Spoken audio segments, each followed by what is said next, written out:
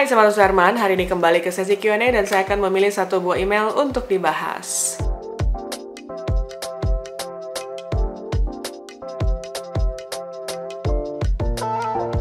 Makasih banyak buat teman-teman yang sudah kirim email ke matasuherman@gmail.com. Hari ini saya akan memilih satu buah email untuk dibahas, dan email yang saya pilih adalah email dari Rahmatia. Alamat email Rahmatia 011193@gmail.com. Selamat malam Mbak Marta, aku mau sharing foto-foto hasil foto aku sendiri.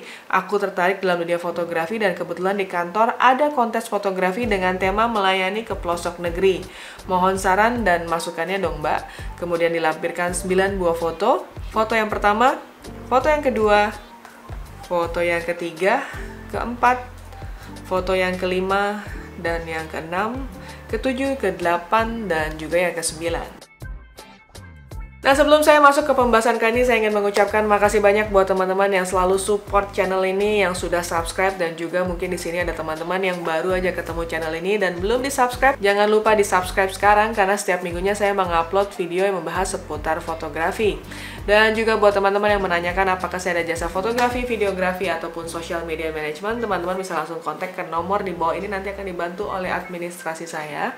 Demikian juga buat teman-teman yang ingin menanyakan apakah saya ada kelas fotografi, dan juga apakah bisa memanggil saya sebagai narasumber untuk kebutuhan kampus, perusahaan, ataupun komunitas, langsung aja kontak ke nomor tersebut. Nah, email yang saya pilih hari ini adalah email dari Rahmatia. Di sini cukup menarik karena pembahasannya mengenai kontes foto nih. Banyak banget teman-teman yang mungkin di sini suka banget ikut kontes-kontes foto untuk belajar, memotivasi diri supaya kita bisa mendapatkan penghasilan mungkin dari hadiah-hadiah yang mungkin cukup menarik, atau juga ingin mencoba apakah skill kita sudah mumpuni.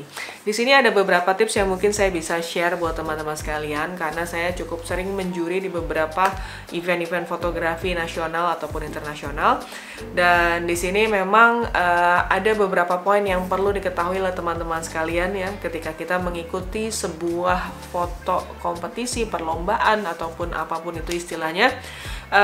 Pasti ada beberapa poin yang menjadi poin penting pada saat juri-juri ini menilai sebuah karya. Nah, di sini buat teman-teman yang mungkin penasaran kira-kira apa aja gitu ya yang harus diperhatikan, dan kira-kira apa sih basic-basicnya dari sebuah foto supaya bisa tembus gitu ya, bisa memenangkan sebuah perlombaan. Sebenarnya basic teorinya itu udah harus mutlak kamu kuasain. Yang pertama mungkin buat teman-teman yang baru belajar fotografi dan belum mengenai teori komposisi, teman-teman bisa langsung cek di video saya sebelumnya yang satu ini. Ini adalah pembahasan mengenai teori komposisi. Mudah-mudahan bisa membantu teman-teman menyusun komposisi yang baik pada saat kita memotret sebuah foto. Dan juga buat teman-teman yang belum mengenai exposure, teman-teman juga bisa cek ke video saya di satu ini nih ya. Nah, ini bagaimana caranya membuat sebuah foto itu terexposure dengan baik. Jadi teman-teman fotonya nggak terlalu gelap ataupun nggak terlalu terang. Dan yang paling penting dalam sebuah foto itu, apalagi foto lomba ya, di sini teman-teman wajib banget fotonya tajam. Saya pernah dapat pertanyaan juga, apakah sebuah foto bagus itu harus tajam? Nah, ada beberapa foto yang sifatnya art itu kadang-kadang boleh, itu dalam konsepnya blur gitu ya, agak-agak bokeh, blur, nggak full tajam semua. Tapi itu dalam segmentasinya adalah foto art, dan blurnya itu bukan kayak nggak sengaja, tapi memang sengaja dibuat menjadi blur. Tapi kalau kamu ingin ikut dalam sebuah ajang kompetisi lomba seperti ini, yang mungkin temanya lebih general, nah teman-teman wajib banget fotonya tajam. Karena kalau biasanya aku ngejuri, kalau fotonya udah burem-burem, mungkin shutter speednya terlalu lambat sehingga ada shake-nya gitu ya, nah itu biasa aku udah geser, udah buang semua gitu ya. Jadi teman-teman pastikan dulu foto kamu tajam, terexposure dengan baik, dan juga secara komposisi juga menarik. Nah, setelah itu adalah basic teorinya, dan mungkin ada beberapa teori lagi yang teman-teman bisa kenali mengenai white balance ya, settingan white balance itu yang benar kayak gimana, dan apa itu white balance teman-teman bisa cek di video saya sebelumnya ini. Dan juga kalau tadi saya ada menyebutkan mengenai aperture, bagaimana sebuah foto itu supaya tajam sempurna dan mengenal apa itu bokeh, dan itu pasti ada kaitannya dengan lensa yang digunakan atau focal length yang digunakan. Teman-teman juga bisa cek di video saya sebelumnya yang membahas mengenai lensa-lensa dan juga focal length. Oke, nah sekarang kita masuk ke tipsnya nih kalau teman-teman lagi ingin ikut lomba sebuah foto. Yang pertama harus perhatikan peraturannya dulu. Peraturan itu wajib banget kamu ketahuin, artinya ada beberapa lomba-lomba foto atau penjurian-penjurian itu yang melarang editing sama sekali. Editing artinya bukan hanya manipulasi, tapi mungkin kayak teman-teman menghilangkan ada sampah atau kotoran di pojokan tertentu, itu pun kadang-kadang nggak boleh sama sekali. Jadi teman-teman harus tahu banget sejauh mana post processing yang diperbolehkan dalam sebuah perlombaan foto. Setelah itu teman-teman juga di sini harus tahu temanya apa. Nah, menerjemahkan sebuah tema ini kadang-kadang menjadi hal yang cukup sulit ya, karena nggak semua orang mengerti bagaimana caranya menerjemahkan sebuah tema itu menjadi sebuah visual yang tepat. Tapi di sini teman-teman harus melakukan sebuah brainstorming, jadi artinya nggak cuma sekedar asal jepret aja, tapi kita juga harus tahu message-nya terdeliver nggak sih dalam sebuah foto kita itu gitu ya. Nah, kalau tadi saya lihat ini ada temanya adalah melayani ke pelosok negeri. Di sini ada beberapa poin yang mungkin saya coba koreksi dari foto-foto yang dikirim ya. Ada beberapa foto yang ada selfie-nya itu sebaiknya jangan dimasukkan, karena dalam sebuah kontes foto itu kita paling jarang banget ya masukkan sebuah foto selfie. Foto selfie itu adalah foto untuk koleksi pribadi aja dan jangan dimasukkan ke dalam ajang kontes. Dan jujur banyak banget setiap kali kontes lomba foto itu ada aja yang mensubmit foto-foto selfie, dan kita nggak tahu korelasinya apa dengan tema tersebut. Jadi teman-teman harus pikirkan, kalau temanya melayani ke pelosok negeri, terus kenapa kamu mesti selfie di situ? Nah itu kan kadang-kadang orang nggak paham apa korelasinya. Harus ada ikatan atau misalnya ada tali merah antara tema dan juga foto yang kamu ciptakan ini.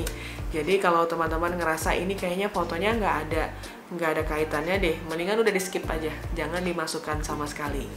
Nah kemudian setelah itu juga kalau kita ingin bicara tentang melayani, artinya ada kegiatan ya, kegiatan sesuatu, apakah itu melayani seperti misalnya seorang dokter melayani terhadap pasiennya, atau mungkin ada pekerjaan dari seorang buruh yang sedang melakukan sesuatu gitu ya, mengangkat barang atau apa. Nah itu bebas banget divisualisasikan oleh teman-teman sekalian apa itu definisi melayani. Artinya di sini harus ada kegiatan manusianya ya. Jadi manusianya itu harus muncul karena kita bicara tentang kegiatan melayani. Nggak mungkin kalau teman-teman kasih lihat misalkan sebuah taman daun gitu, terus teman-teman bilang ini adalah melayani. Kita nggak tahu apa artinya.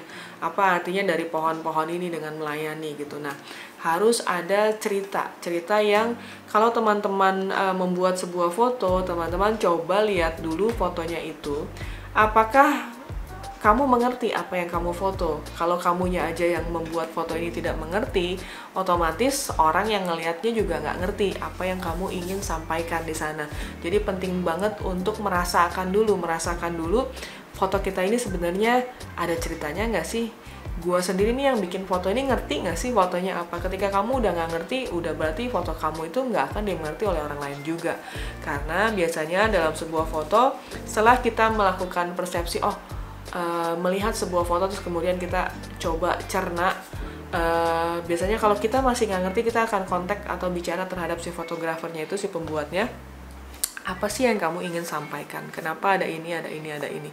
Tapi kalau misalnya ketika saya mencoba bertanya itu kamu pun tidak bisa menjawab, artinya memang fotonya nggak ada ceritanya gitu. Jadi harus bisa menjelaskan dengan kata-kata ataupun juga tanpa kata-kata. Ada beberapa foto yang mungkin teman-teman tahu, ada foto-foto yang memang storytelling.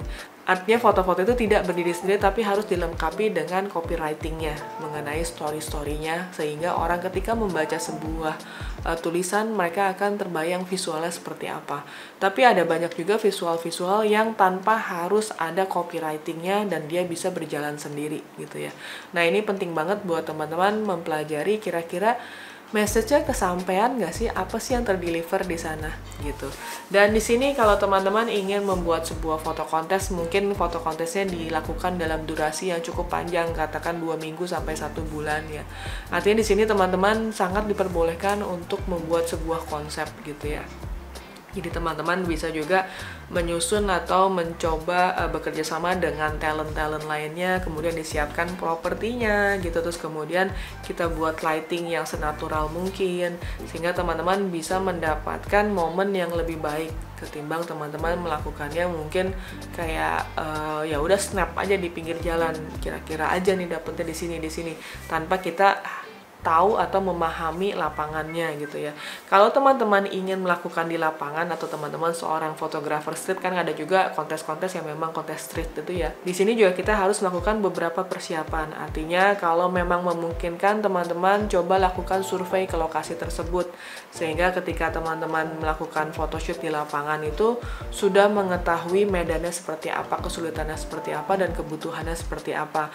Mudah-mudahan itu bisa membuat teman-teman lebih bisa memproduksi foto-foto yang sesuai dengan yang diinginkan. Nah, kemudian ada satu hal juga yang penting banget pada saat kita melakukan penjurian atau ya pemilihan foto-foto dalam sebuah kontes itu, kita biasanya berhadapan dengan file yang cukup banyak, kadang-kadang bisa ratusan, kadang bisa ribuan gitu ya. Jadi otomatis juri itu pasti akan mengalami ada satu kejemuan ketika kita menemukan file-file yang itu-itu aja. Jadi kayak, oh ya ini filenya mirip-mirip semua, ini kayaknya gini-gini aja gitu. Jadi akhirnya biasanya udah segitu banyak file yang masuk, pasti akan otomatis dibuangin satu-satu gitu ya. Di sini artinya kamu membutuhkan unique selling point, kamu membutuhkan sebuah file yang unik, yang memiliki wow factor. Sesuatu faktor yang bisa membuat orang yang lihat tuh kayak, apa nih? Kok cakep ya gitu. Dan kemudian kalau kamu mungkin melihat sebuah pameran di galeri ataupun kamu melihat sebuah majalah gitu ya, pasti pernah ngalamin ketika kita habis lagi ngeliat-liat terus kamu tiba-tiba stop dulu untuk beberapa detik gitu, kamu coba mencerna gambar tersebut dan kemudian baru lewat lagi. Nah, itu artinya foto kamu memiliki wow factor tersebut, sehingga orang akan stop sesaat untuk menikmati lebih, untuk memperhatikan detailnya. Tapi kalau kamu membuat sebuah foto yang sangat generik, yang sangat umum dimiliki oleh banyak orang dan sering banget dilihatin oleh banyak orang akan ngerasa itu kayaknya ya udah biasa aja, karena ya kemarin-kemarin juga saya ngeliat yang mirip-mirip kayak gini kok gitu, dan itu nggak ada wow factornya. Di sini artinya itu adalah tugas kamu, bukan cuma sekedar mencari sebuah foto yang sesuai dengan tema, tapi juga ada keunikannya. Ada keunikan yang mungkin membuat juri-juri itu kok bagus ya, kok ini kayaknya saya belum pernah lihat nih yang konsepnya kayak gini. Jadi keunikan itu pun harus kamu perhatikan, dan ini yang biasanya membuat chance kamu untuk menang menjadi juara itu lebih tinggi. Jadi kira-kira seperti itu ya buat teman-teman sekalian, yang kalau mungkin teman-teman berpikiran bahwa ya yang penting asal lewat aja deh ya. Kalau misalkan lombanya lomba gratis mungkin nggak ada masalah gitu ya, kita asal submit aja fotonya atau kita tinggal post di Instagram dengan hashtag tertentu, ya udah yang penting asal lewat aja. Tapi kalau teman-teman memang benar-benar niat ingin mendapatkan sebuah juara dan pengen tahu bagaimana supaya menaklukkan hati dari si juri-juri ini, nah teman-teman harus memperhatikan poin-poin tersebut. Dan juga balik lagi, kontes foto itu adalah kontes yang bisa dibilang sangat subjektif. Artinya ketika saya ngejuri, mungkin dengan fotografer yang lain itu memiliki selera yang berbeda-beda. Jadi buat teman-teman yang tahu kira-kira jurinya siapa, coba dipelajari selera jurinya itu seperti apa sih gitu. Nah, selera dia kayak gimana. Dan biasanya kalau memang eventnya itu bukan event yang baru dilaksanakan di tahun ini, misalkan dilaksanakan selama 5 tahun, 6 tahun, 7 tahun, coba perhatikan foto-foto yang sudah pernah tembus di ajang sebelumnya, sehingga kita bisa baca, oh ternyata kalau di acara ajang ini tuh yang menang tuh gayanya kayak gini. Karena biasanya seleranya itu bisa terbaca kalau teman-teman bisa menganalisa foto-foto yang sebelumnya gitu. Dan ini penting banget supaya teman-teman memiliki chance lebih tinggi untuk memenangkan kompetisi tersebut. Nah, demikian kira-kira tips buat teman-teman yang ingin menang dalam sebuah ajang kompetisi foto ataupun lomba foto. Mudah-mudahan bisa membantu teman-teman sekalian dan mudah-mudahan bisa menang dalam ajang tersebut. So, buat teman-teman yang mungkin ada pertanyaan lainnya bisa langsung email ke martasuherman@gmail.com, dan juga buat teman-teman yang mungkin ada yang ingin fotonya dibedah bisa langsung email juga ke email tersebut. Dan thank you for watching teman-teman semua. See you on the next video. Bye.